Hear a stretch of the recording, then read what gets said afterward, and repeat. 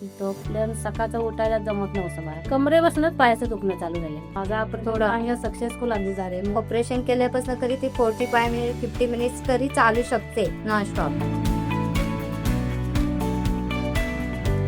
ते आता 6-12 वर्ष झाले. सूट बस करताना मान चोपताना करलाय दुखाय. ते आयुर्वेदिक औषधं खातात ना, ते 3 महिने मी कोर्स केला ठाण्याला.